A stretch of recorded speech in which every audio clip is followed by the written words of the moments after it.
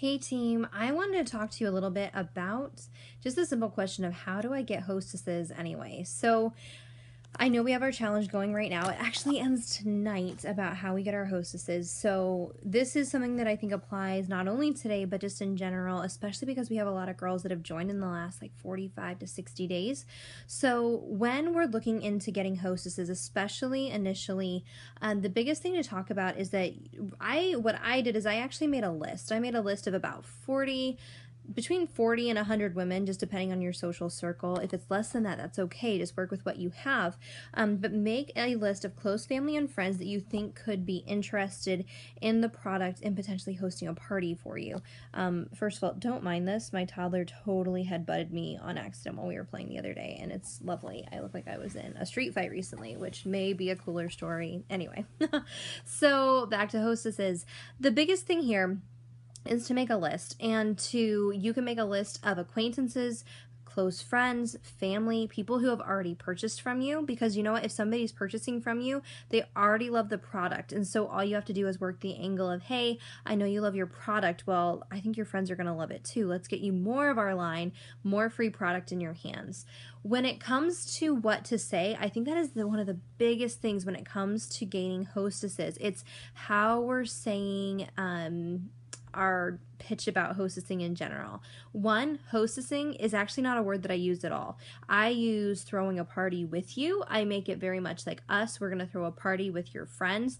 The word hostess implies work, and even though, yes, I'm actually really big on hostess coaching and they're the fact that your hostess does need to work, that is a separate topic on its own, and Sherry Brown does a great video on it. I can actually do some, additional videos to this one if we need to, but the word hostess actually isn't a great one. What I always recommend when you're wording these, when you're actually in the beginning and you're reaching out to your hostesses, is it's all in the wording of how you say it. For example, hey girl, I haven't seen you in a long time and I've really had you on my heart. How's your life going? Question mark. Listen to her, see how her life is going, and just say, I just got into this really cool line of cosmetics, but I just wanted to see what you think. And I thought that maybe we could throw a little party together online, get you some free product in your hand, that way that you could review these products for me. And I really would love to get your thoughts on this. What do you think? When I say it that way, one, I'm validating her. I'm letting her know that I value her opinion, and I'm letting her know that this is something that I want to give to her in order to get something that I find very valuable, which is her opinion, not her sales, not her money. Because if we say, hey girl, I just joined Unique. Have you heard of it? Our mascara is amazing. You should totally host us a party for me. That makes it all about you, not about her at all, and it sounds like work, work, work, spammy, spammy, spammy. I'm not even going to reply to your message. So wording is everything when it comes to hostesses. So let's say you're messaging a past client. You can say something like, hey girl, how are you loving your 3D Plus mascara? I'm sure from your posts and what you've sent me already that you love it as much as I do. Well, I know that you are one of those girls that love to share a good thing with their friends. And if you're loving this, I guarantee your friends are going to love it too. And since we have an entire full, amazing makeup line, I think you should totally throw a party with me. That way we can get a lot of free product in your hands and you can review that as I'm getting my business started. I would love to get your thoughts on it. What do you think?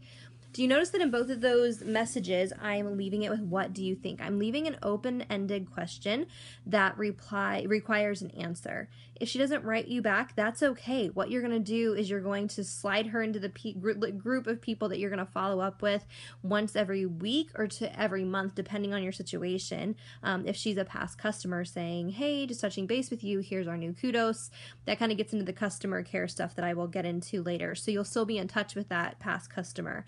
When it comes to people on your top 40 to 100 people that you think could be interested in hosting a party for you, or maybe even joining your team, that list is not something that we would contact all the time. We would give some initial contact. If they don't write you back, what I would do is I would just say, just let the law of attraction take over, continue to post in your Facebook, on your timeline, and like I said, law of attraction all the way. Don't freak out. Don't worry about it. If they don't write you back, it's okay.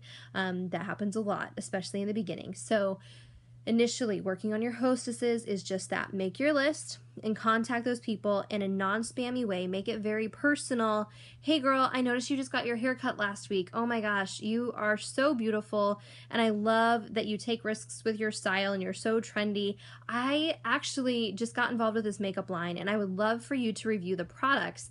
Well, I don't want you to pay for them, so I thought it'd be great if you throw a party with me and you can earn some awesome free product to get in your hands for you to review for my business, because you know I love you. You're my fashionista friend. That's how you make it personal. So you're taking the same concepts of making it about them, building them up, showing them that you value them, that you value their opinion, and then you're going to then take it further and then ask them to throw a party with you to get them free product in order to get a review from them. That's a great way to get started. The other thing that is an option is something that Tasha on our team does. She runs a Facebook business page, and she currently, if you guys haven't noticed, I think she has 12 parties booked for September already, which is amazing and huge. She boosts on her page. She does a paid advertisement basically saying, it's something along the lines of, who wants to win free mascara or free and half off product? Comment the word yes below and I will give you more information. Super short, super to the point. And then when people click yes, what she is doing is she's going to our party scheduler, and with the party scheduler, she is actually putting the link for them to open their own party. So that's another option. If you're up for doing paid advertisement, you can do something where you run, you throw $20 on it for a week and just run it to all the markets that we, currently sell to, the countries that we sell in. Because yes, you can throw parties, online parties, and have them in other countries. What I would tell you is, if you're going to be doing Facebook parties with women you do not know, is that you need to be making sure that you are connecting with every person in those parties, making friends, talking to them, getting engaged with them, adding them as Facebook friends, and making sure that you're making it a deeper connection, because it's a loose contact through a business page, potentially overseas. Those are some awesome contacts to have. So make the most of those contacts and make sure that you're adding them as personal friends on Facebook. So I think that those are two great ways for those of you who are just kind of getting started to get going with hostessing. I will do some follow-up videos on customer care. How do we stay in touch with those people, and just in general on getting those hostesses. But to get started, it is okay to make your list of people in your life, acquaintances, past customers. Even if they just bought a mascara from you a couple of days ago, this is a great time to talk about hostessing. Don't make it about you. Don't tell them about, oh, I have this goal, or oh, I have this party, or oh, would you host oh my gosh, stuttering. Would you host a party for me? Like I said, never make it about you. Always make it about them. Always, always, always make it about them, validating them. Your words are everything in getting people to respond to you. So I can even do, in conjunction with this video, I might do some posts of like some sample text. Don't just copy it. Make it sound like you. Make it personal. Talk about her shoes or her baby or the trip she just went on or whatever, and use that in a way to compliment her and let her know how much you would value her review on your products as you're getting started. So that's what I have on getting that first string of hostesses. Remember, inside of every party, we have several tips on, like when you do your giveaway, give away a party for the person who wins your game. That's a great way to book a party off of your party. Make sure that when you are in parties with people, that we are working so hard to book those next parties off of that party, so that we gain momentum and we keep the fire burning. So that's what I have for you on getting hostesses today. Expect a lot more from me coming lately soon, because there's so much goodness in my brain and I've got to get it out. So goodness coming at you. Love you guys, and I'll talk to you soon.